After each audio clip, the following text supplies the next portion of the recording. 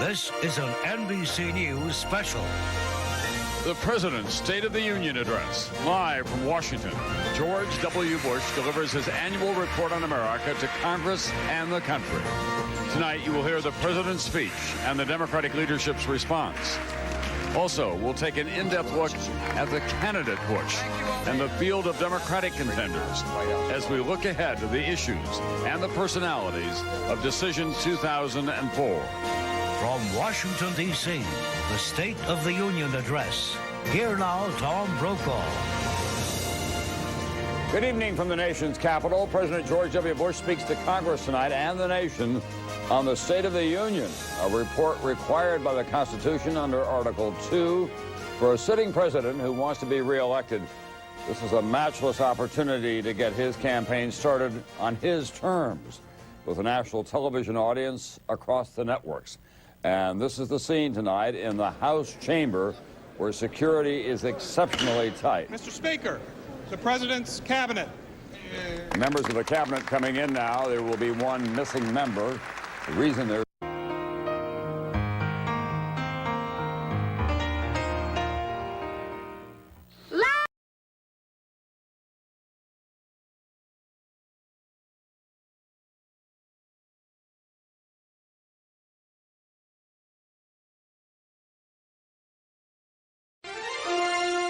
From NBC News. From NBC News.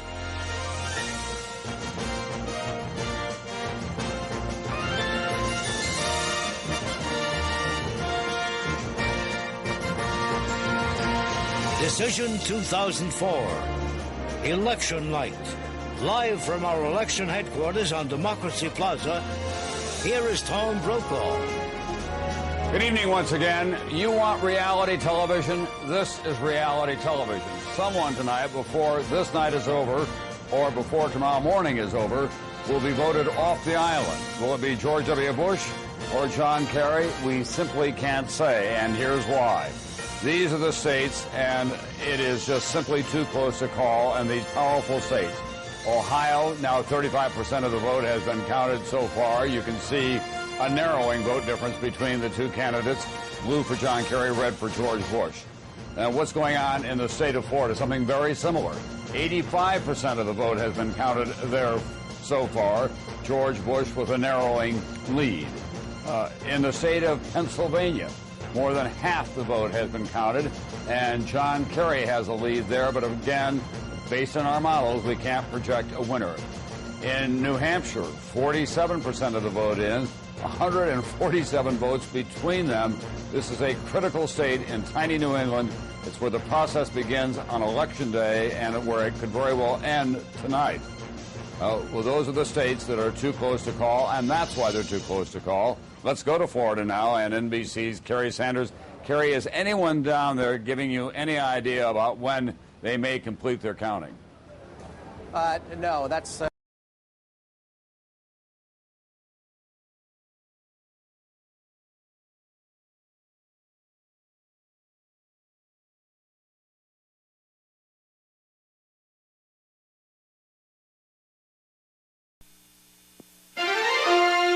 From NBC News.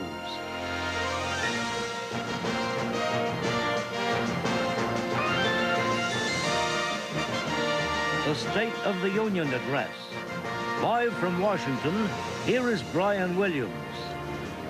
Good evening. Tonight in the House chamber in the U.S. Capitol building, the President of the United States will report to the nation on the State of the Union. He will be speaking before a Congress. Our political coverage continues all evening long on MSNBC. A wrap-up of all of this tomorrow evening when we join you for the next NBC Nightly News. Also tomorrow morning on Today and your late local news. For now, for Tim Russert here in Washington, I'm Brian Williams, NBC News. Good night.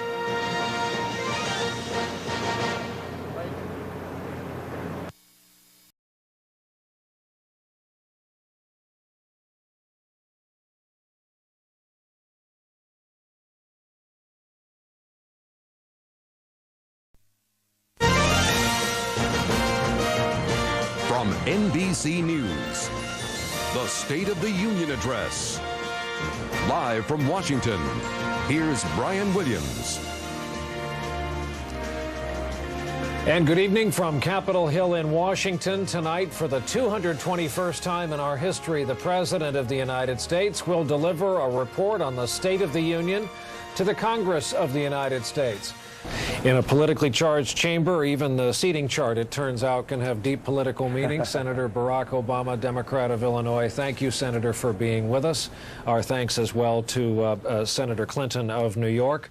We're now going to return to NBC's scheduled programming on the network. My thanks to our colleagues here, led by Tim Russert and Michael Beschloss. More tomorrow morning on Today, on this State of the Union speech and the reaction, in addition, of course, to your late local news, and on MSNBC throughout the evening. For all of us and for now, Brian Williams, NBC News in Washington. Thank you for being with us. Good night.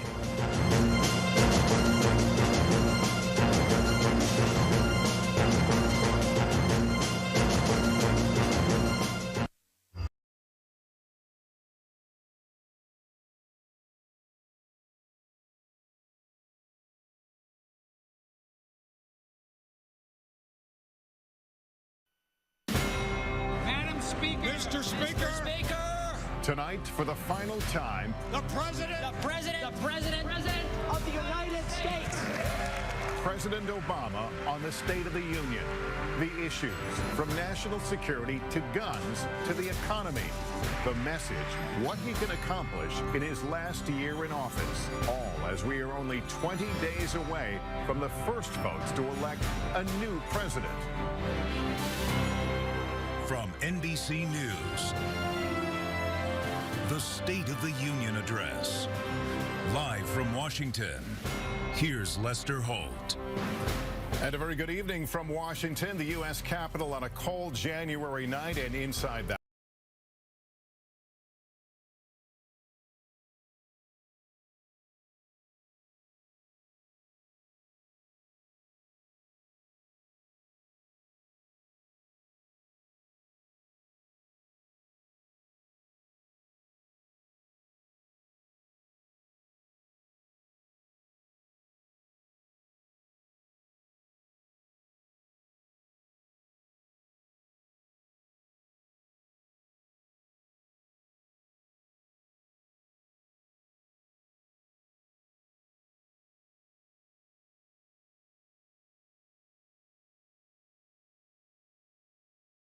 List right here, right. List right here, right here.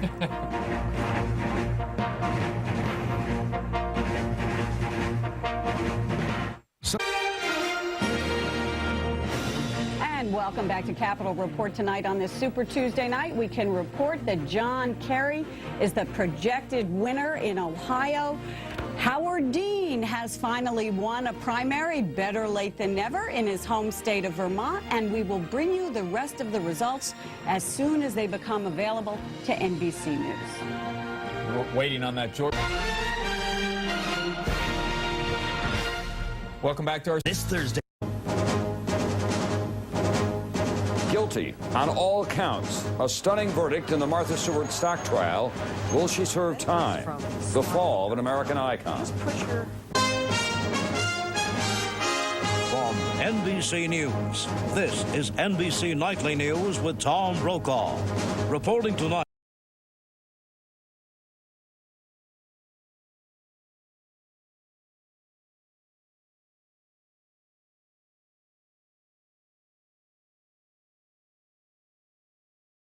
The world will drift toward tragedy. Saddam Hussein didn't attack us. Osama bin Laden attacked us. Al-Qaeda attacked us. First of all, what my opponent wants you to forget is that he voted to authorize the use of force and now says it's the wrong war at the wrong time at the wrong place. Iraq was not even close to the center of the war on terror before the president invaded.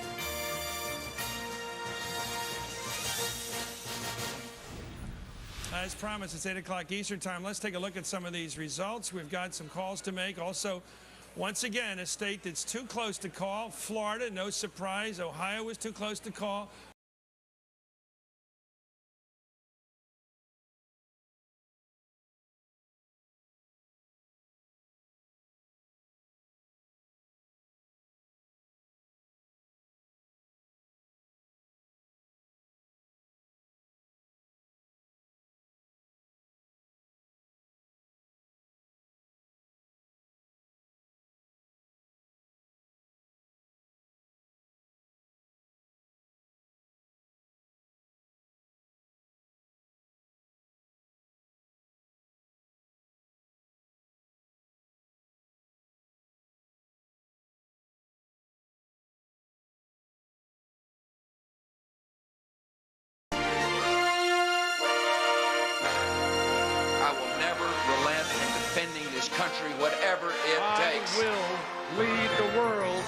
fighting a smarter, tougher, more strategic war on terror. We stand for marriage and family, which are the foundations of our society. We need a president who can stand up and fight for the middle class and for people struggling to get into I it. will never turn over America's national security decisions to leaders of other countries.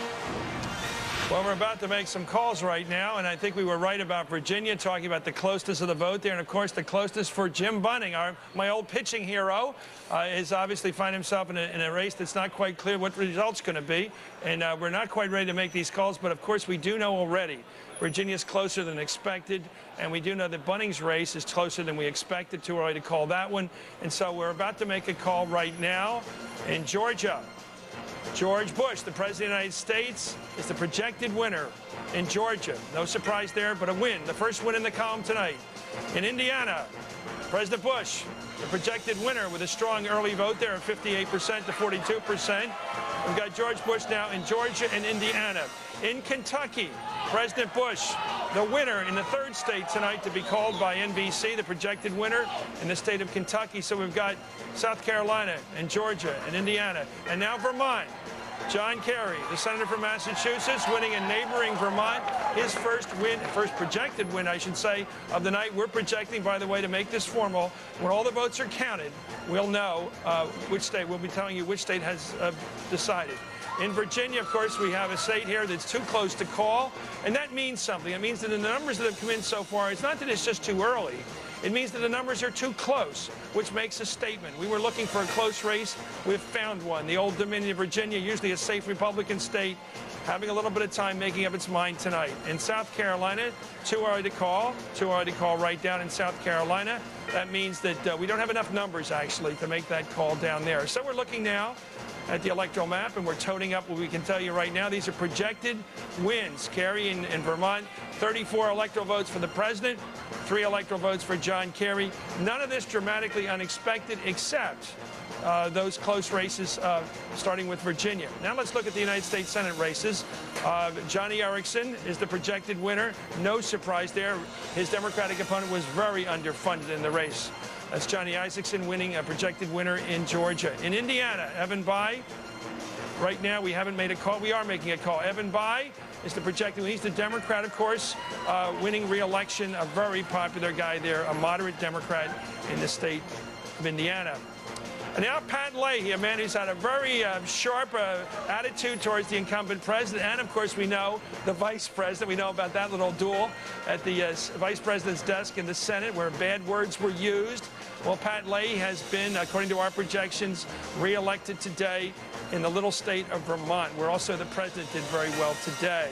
And as I said before, too close to call. This is very interesting. Jim Bunning, who I said was a star pitcher, a Hall of Famer in both major baseball leagues, won a very close race last time. Here he is with 19% of the vote in, finding himself in a race too close to call. That's a very big issue right now, very significant. In South Carolina, boy, this is powerful, too close to call. Inez Tenenbaum is apparently doing well enough to keep this race a bit up in the air early in the evening tonight against Jim DeMint, the U.S. congressman. That was the last of our announcements to make, our declarations. Let's go right now to Keith Oberman for other calls. Keith. Let's look at that change in the balance of power. As you saw, the races that we've called in the Senate so far, only one involves the change from one party to the other. Georgia doing that, and there's good news and bad news in that for the Republicans who gained the seat with Representative Isakson's election to make it right now, pending the rest of tonight's results, 37-31-1. If you want to look at it from a point of view of where was the Senate when we started tonight, it is now 52-47-1. But again, there are many, many still outstanding with 34 seats up for grabs tonight. But in Georgia, whereas the Republican Representative Isakson has beaten or will beat the Democrat Representative Majette, according to our NBC News projections, that's Zell Miller's seat. So that was a Democratic seat that acted like a Republican seat in the last couple of years anyway. So a one-swing balance of power change in the Senate thus far, but nothing so dramatic as a bona fide Democratic leader going out as we might see in South Dakota. We're going to take a further look on that later on. Here are some early projections on the governor's races, and it's too close to call and too early to call in Indiana with just 4% of the vote in between, as Joe Scarborough mentioned earlier, the incumbent Joe Kernan and the former OMB director Mitch Daniels. Also too early to call in Vermont, although we do have one caveat on that between the mayor of Burlington, the Democrat Clavell, and the incumbent Republican Governor Jim Douglas. There is a 50% rule there. That is why that one is being adjudicated as too early to call. One of those 11 definition of marriage propositions is already pretty much in. This is verdict, though, is yes, it is now projected that there will be a definition of marriage, Amendment 1 rule in Kentucky defining marriage, not surprisingly, as only between a man and a woman, but was also in Kentucky would ban civil unions in Kentucky. That already projected as the first of the 11 to be decided and in favor of the amendment that would, in essence, ban gay marriage or civil unions in the state of Kentucky. And whether or not Senator Bunning knows anything about that, we'll find that one out later on.